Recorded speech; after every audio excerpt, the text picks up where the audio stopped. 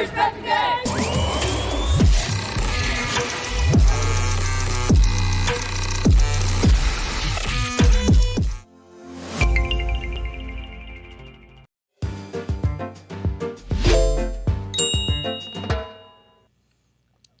Hey, welcome to ONV, Respect the Game podcast. Hey, tonight we're going to have our own March Madness. We got our own championship in the room. We're going to let Coach JJ introduce our guest tonight. So here we go. All righty, you're right. Hey, we know it's International Women's Month, so therefore what better way to continue honoring International Women's Month than to honor a girls' high school state champion. It's my pleasure to introduce the Bishop Lures 2A state champions right here from Fort Wayne, Indiana. Let's give them a round of applause up in here. All right, yeah. That's it right there, Jay.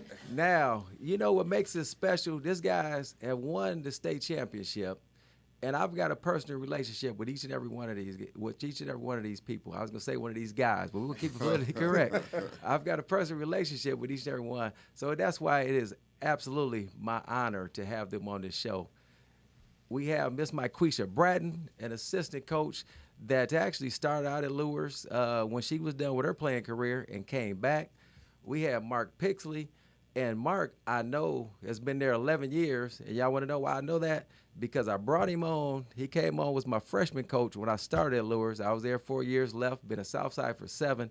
My math is good. That's 11 years. So he's been there, and, I mean, the perseverance to stay there and stick it out and to get that state championship is beautiful. And then we have Mary Hathaway, and she was also not just a player, a standout player while she was at Lures. She came back, and she was on staff under Coach Pix during those years, too. So, again, pleasure to have you guys. Let's start out. First off, tell us, how does it feel to be a state champion? It feels good. Like you said, it took 10 years, to get there, so it feels really good, and just enjoying it now. I mean, it was quite a year. It was crazy. Okay. But, to win it all, and then to have these two with me, I mean, they were my rocks all year long. It was awesome. So they can talk now. Yeah. So was this expected? I mean, is this something that you guys in preseason said, hey, we got a state championship team if we do X, Y, Z? Talk to the people about that. You want me to go? I'll go. Turn it over to you guys. Yeah, one of our goals was to win a state championship. I think we knew we had the talent to do it, but we also probably, our biggest obstacle was ourselves, because we had to build a team. And it took a while to build that team atmosphere. But like our talent, the girls we had, we could win it to a state championship. There was no doubt about that. But it was just daily working together to build a team, that could win it, because we had our issues. But, they stuck with it. The coaches stuck with the girls. And, can't come, I don't know, February, we really started playing like a team. And once we saw that, I think coaches, we knew we had it. We just couldn't stub our foot. Yeah, okay. You guys take it from there.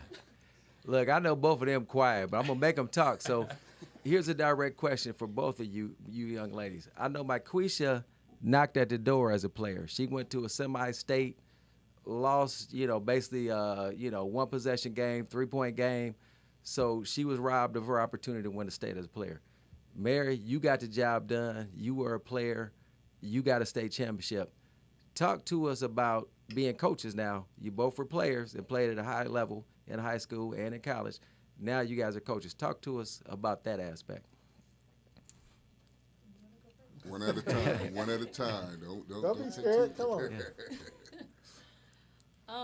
I would say, as a player and as a coach, your main goal is to get to state. Like, that's every coach's and player's dream. So for me, like you said, being so close, and I actually shared their story with them. Like he said, it got pretty crazy. We had a come to Jesus meeting, all of them, because they reminded me of that 2006 semi-state team. And we had all the talent, we had all the pieces, but it's bigger than just having talent and having the pieces. Like, you got to come together as a team and play for each other and not just self. So I think for me, being able to speak into their lives and let them know someone that was so close and, you know, dropping it right there at the end and just kind of sharing my wisdom and gems with them, and then being able to, you know, not only make it there but win it, that was an awesome experience. That's beautiful. Mary, before you answer, I got to tell folks, listen to Myqueisha and the way she answered that question. A lot of people don't know Myqueisha was one of them special players. And when I say special, I mean she was that one you had to wrap your arms around. Coach Ayers, she's one of the ones we talked about could have easily been thrown away. Yeah. She played for a gentleman that didn't know how to handle Myqueisha. I don't know if I don't take over that program if Myqueisha is sitting there right now. I say that because, and I'm sure, you know, she'll tell you, if you talk to her mom, when you talk about taking a village, it was a village. But if somebody, I knew she was special and everything that, you know, she brought to the table. But she was one that everything that she just talked about, I know she had to learn throughout her journey as far as being a teammate and what it takes to be a team, because she was very talented, but it was that other piece that she had to, you know, had to figure out. And, you know, it took a coach that had some patience and saw it in her and was as big a fool as she was. And that's what it takes sometimes. Who was that, Jay? Hey, the guy that's talking up here in the catbird seat. But go ahead, Mary. Now let's hear from you, Mary. What do you got to say? When I played and we won, we had a really young team. I think we started three freshmen and 2 sophomores, or vice versa. Kind of like our team last year, we were so young and they weren't ready for the moment. So it took a lot of nurturing, lots of team meetings this year, lots of tears to try and get them to understand, like, you don't have to be friends outside of the gym, but you have to be a team on the floor. And like you said, finally in February, they started to figure it out and they started to click that, you know, like, we're all here for one reason. And just like my freshman year, we figured it out. Our coaches were tough on us and they pushed us, but we always knew that they had our backs. And I feel like our team felt like as a staff we had their back and they could come to us. And I think that was what was really special, is that we were able to build that relationship with all the players through those trials and tribulations, because we had a lot. With that being said, and you know, we're talking about March Madness. I was just watching a couple of games before I came in here. How did you get the team meetings, to come to Jesus moments? How did you get that to translate to on the court? And how did you keep everything in perspective? As you say, you know, February and March February is coming, January is coming, you're shaping up and you're seeing. How do you keep the focus and how do you keep them going to stay focused? Because, you know, some teams thought they were going to go to the Final Four and they're out already. So how do you keep them motivated, focused, and have the translation from all the meetings and all that you said that you had to translate on the court? I think the biggest part, and I told you, we just had our banquet on Monday, was all the players had good hearts. At the end of the day, they had good hearts. And I think that's what got us through that. You know, there's so much more that goes on than just practice and the games. There's so much more, you know, outside influence with these kids these days. And it's hard, you know, for a team just to believe what your coach is saying every single day, you know. But you, as coaches, and as you can tell by their answers, you know, we had a heck of a staff. And when they would talk, you know, the girls would, you know, respond. And it took a while, but, you know, like I said, we all had good hearts on our coaches. These two have the greatest hearts. But it just took a while to get there. But I think we always, you know, had that goal of winning a state, and we kept reminding them of that. And I think, you know, when we got into tough times, you know, like, hey, our major goal is still there. And we kind of, you know, when we were going through practices, we know, hey, we still have this goal here. We can reach it if we do these things. And it just kept building and building and building. And then it just clicked. And when it clicked, we started to share the basketball. Our defense was team defense. And it was fun to watch. So, you know, as coaches, you're proud of the girls, how they overcome a lot of things. But it was just a fun ride to, you know, see them finally build together. With you guys playing in the SAC, and, you know, you guys probably the smallest school in the SAC, how did that help you guys prepare for this moment right here? Go ahead, Q.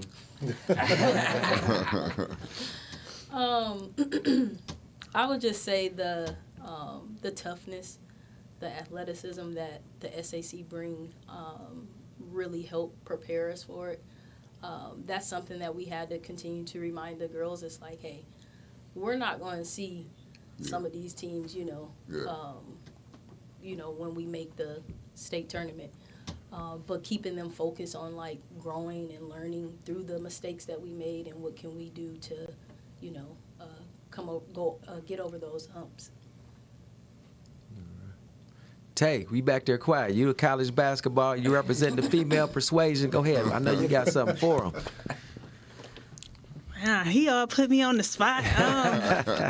So I guess, what would you say was like there a slogan or a chant or something that like kind of like kept y'all on path when it came to the whole like running the program? Like, did we have something to look back on? Like for the season. That's what for you the said? season, yeah. I think Pix had I had a couple, but Okay. I probably can't share. practice winning is one that I remember. Okay. Yeah. And then kind of letting them know, like, reminded them to be humble.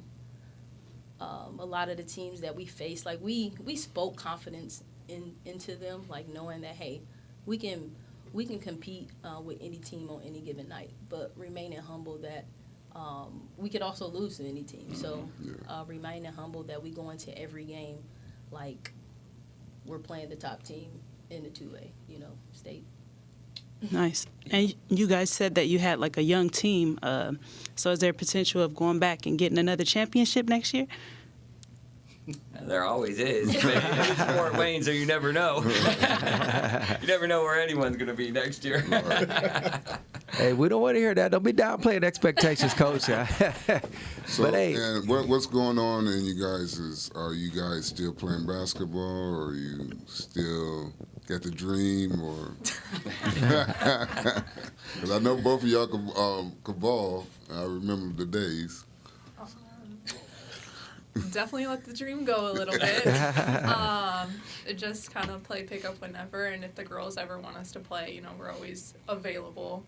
Sometimes I feel like I still got it like I used to, and go home and don't feel like I got it anymore. I think Mary's being modest. You got challenged out there a couple of times. You had to go prove one of your players. You still have it. Come on, tell us about it. Which one of those players said you ain't got it no more, and you had to step on the court and do it? Sometimes you want to do that, definitely.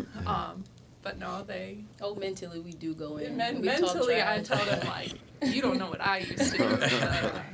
There we go. The game is different and a little bit different than it used to be. We got to remind them what we did when we was in high school. no, I hope you don't play, because I know the competitiveness in you, Lord have mercy. So we're going to keep you on the sideline, because I don't want you doing none of that to the little girls. So, hey, it's interesting we talked about you guys being in 2A. Because Lures was actually a powerhouse even before class basketball. I mean, they were winning. And I got to, congratulations to Bishop Lures. You guys tied Heritage Christian for 7 state championships, nice. which is great. And again, when we talk about Heritage Christian, a lot of people don't know I coach girls basketball. Heritage Christian brings up some bad memories for me. But I mean, they were a juggernaut. But it's funny because back in the days when I was coaching, regardless of class basketball, a lot of time, 2A was just as good as majority of the 4As. Yeah. Heritage Christian had a young lady by the name of Kelly Ferris. You remember her, Quee? Oh, I remember. Okay. Young lady had a quadruple double against us. Oh, wow. Went on to play for, Gino REM at Connecticut. That's the heyday of Connecticut. But that's how good they were. But, they were good. South Bend, St. Joe's. Skylar Diggins was 4A, but I mean, they would go head up and have some heck of a matchups. How did you guys fare? I heard, Mike brought up the question about the SAC. How did you guys fare against Snyder? I know it was a powerhouse, Homestead, and them. How did you guys fare this season? Well, we beat Columbia City, which they were ranked number two really? in the state, so that gave us a lot of confidence. Yeah. And we played them on a Monday, then we played Snyder on a Wednesday, and Snyder came in and whooped us. But, when you play the SAC and, like, Homestead, and, you want to win, and, like, we preach we're winning because, it's not worth coaching if you don't think you can win. Right. But after the games, you take the lessons you learned. And I think it also is like when we got into the 2A tournament, you would like scout a team. You're like, I don't know. It's hard to see, what they. But when you got into the game, you're like, and I think in any level, 2A, 3A, whatever, teams are good. Like when you get down there, the teams are good, and most of those teams were, playing, 3A teams, not 4A teams like we were in the regular season, but they were good. Like it's hard to watch them on tape and get a feel for them. Then you get into the game, you're like, okay, now I understand why they have 20 wins.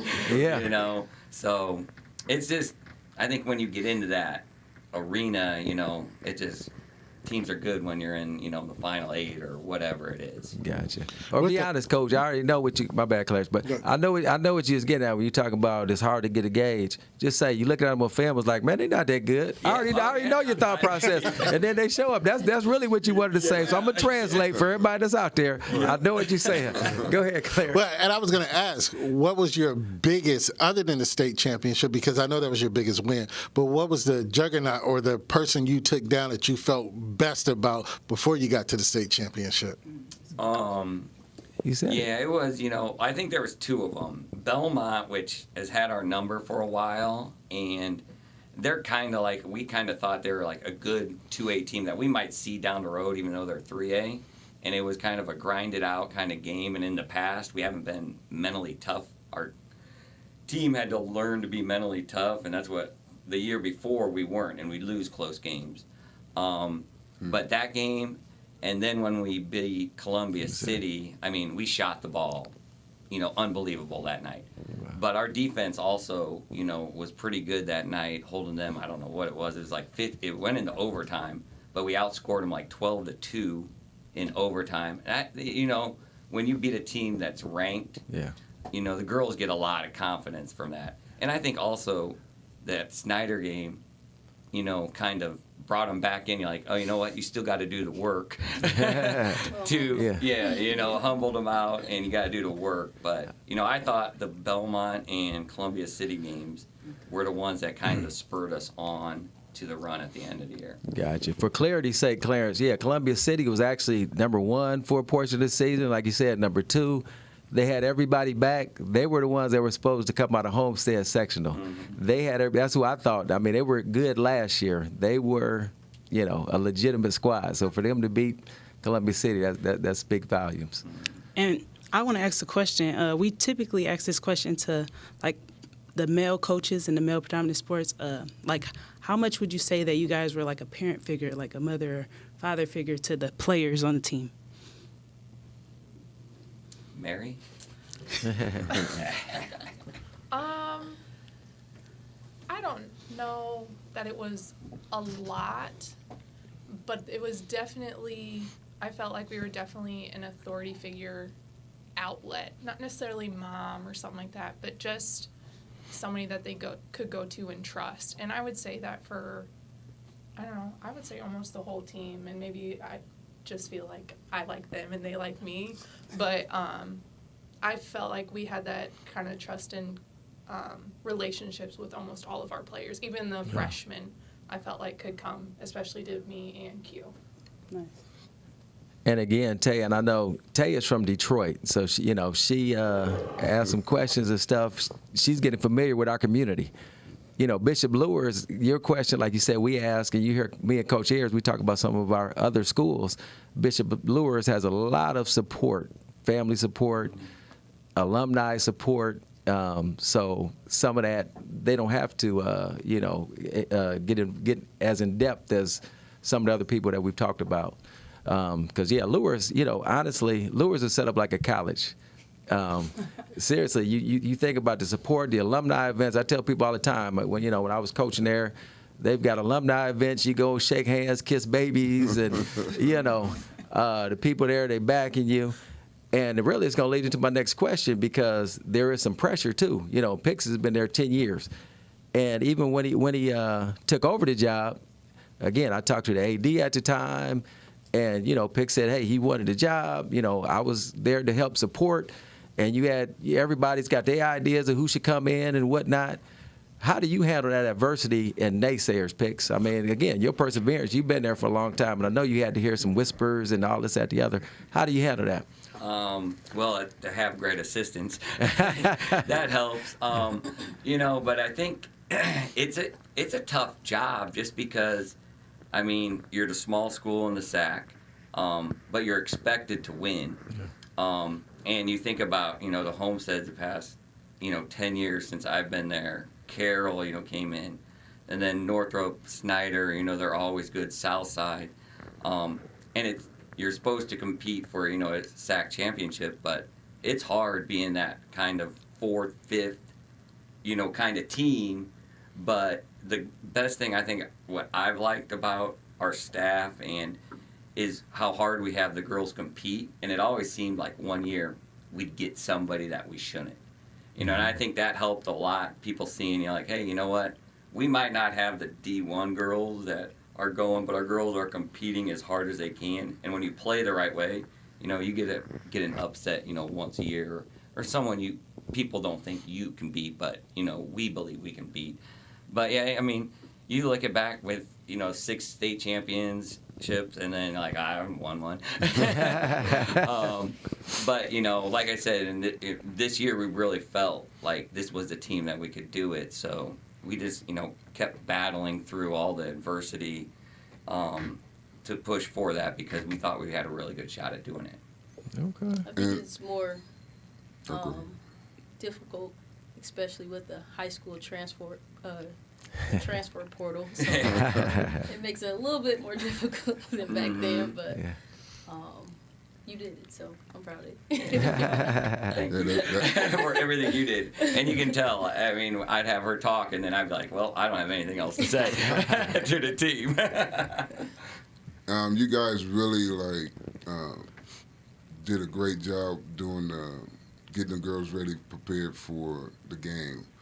We always talk about the student athlete, and how important it is for our athletes to be student first and, athlete. You're already the athlete already.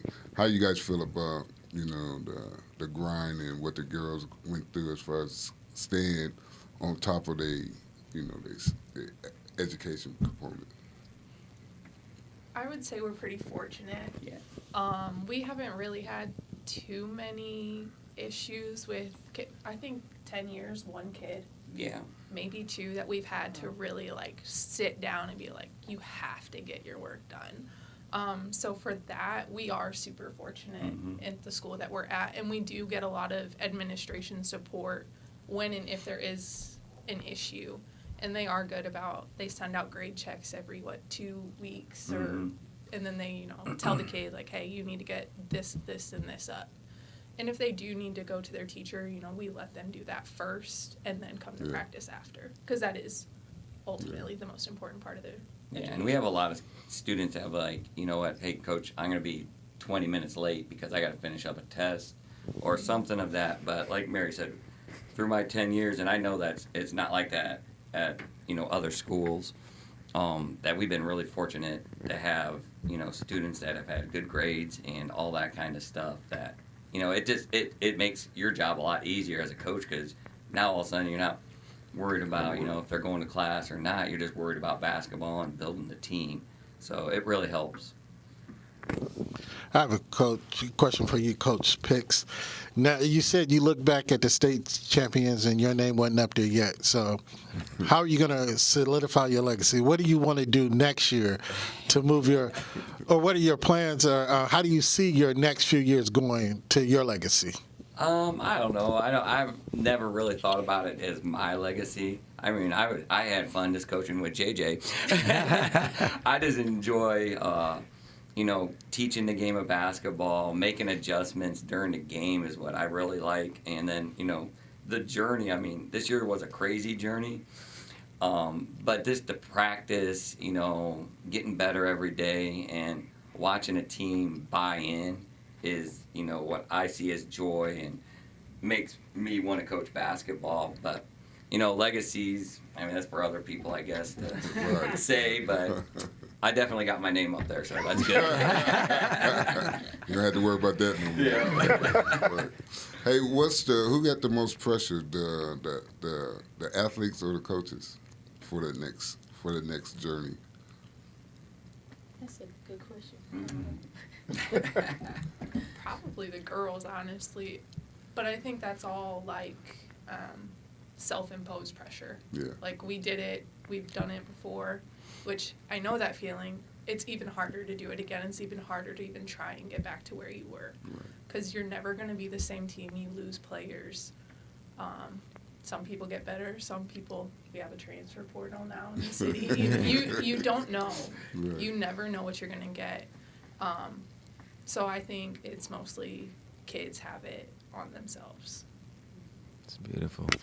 I want each of you guys to tell me on your journey, give me your best memory when you guys made that track down the game bridge.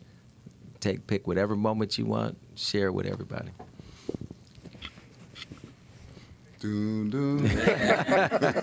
Best moment, we had a lot.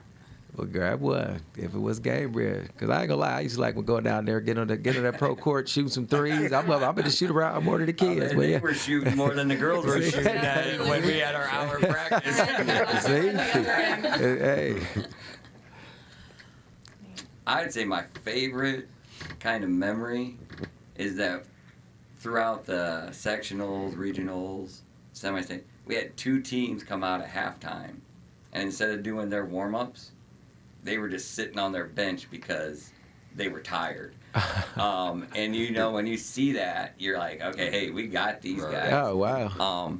But I think, and then being down in the field house, just coaching on that sideline, you felt big time. Like you felt like you were at a major college or NBA. I mean, I had to figure out where the clock was every Had your credentials around your neck. Yeah. So, I mean, those were my kind of two memories. So, Okay. Go ahead.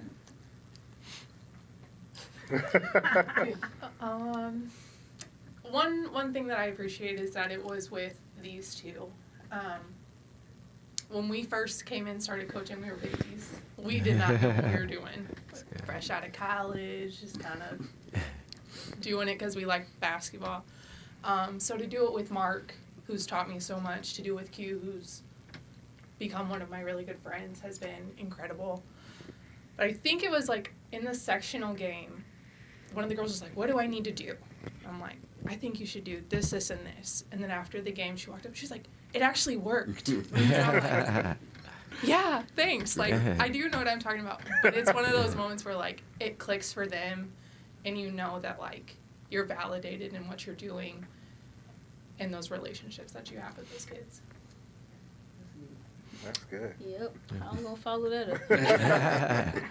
No, but a fun one would, like he said, me and Mary, like we got more shots up than the girls when we were down there, so that was like a fun memory. But really, like Mary said, Mark gave me my first opportunity as an assistant varsity coach, and to be able to come back and get the gang back together again this year and win it all. So standing there with the trophy with these two was probably definitely the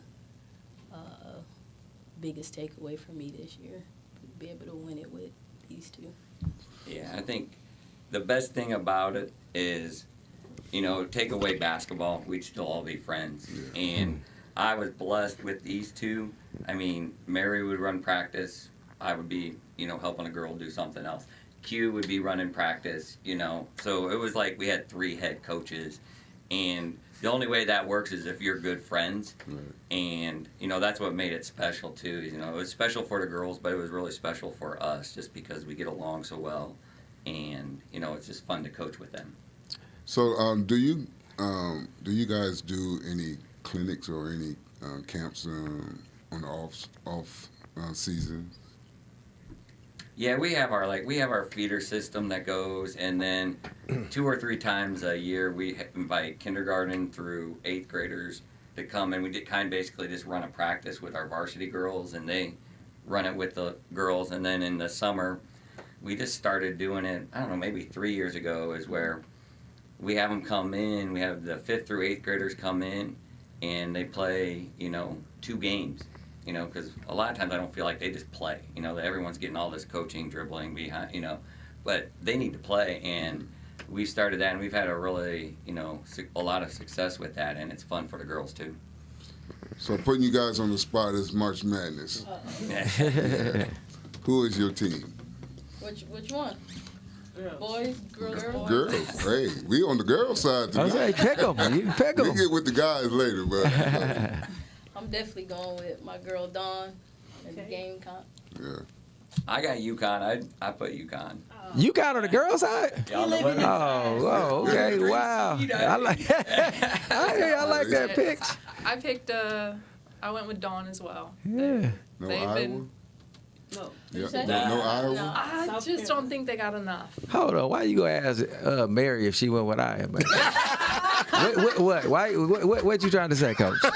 Oh, What are you no, alluding I to, was man? asking all that. Oh, come on. I mean, Just come the on, man. one. Come on, man. You say I would. I think she's a great ball player. She is, but why you ask? Why you ain't ask Quee? Why you ain't say no I? Why you ain't I ask did Quee? not look at anybody that See, said Lord. Iowa. There go the Nah. program right there. Nah. Iowa? Now, Oh. I'm gonna get mine. Now, I'm gonna say Dawn is gonna do it, but I think if they have to come across LSU again, LSU is gonna give it back to them. So watch out for LSU. I I'm think taking all LSU bets got a on chip. that. LSU got a chip on their shoulder. I think LSU gonna try to give it back to them. I'm taking all Well, bets. they're going to meet up. Yeah. You know, They that's gotta for go sure. through, LSU's got to go through Iowa. There you go. Get him, Mary. Iowa last time. Yeah. They, what you say? They did or did? LSU beat Yeah. Iowa Beat Iowa last last year. year. So. Hey, but before I let Coach Mike wrap up, I do. I want to give a shout out to Coach Birdie. I don't know why Coach Birdie ain't here, Coach but hey, Birdie. Coach, I don't know why. Hey, that's on them. I invite everybody.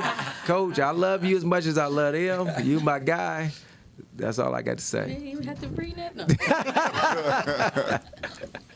Well, we had a great time tonight. I want to thank the guests for giving your present to us, and we really appreciate your time that you gave us. And to the audience, we really appreciate you listening in, and we would like to always give you a phrase when we're leaving out. May God always bless you.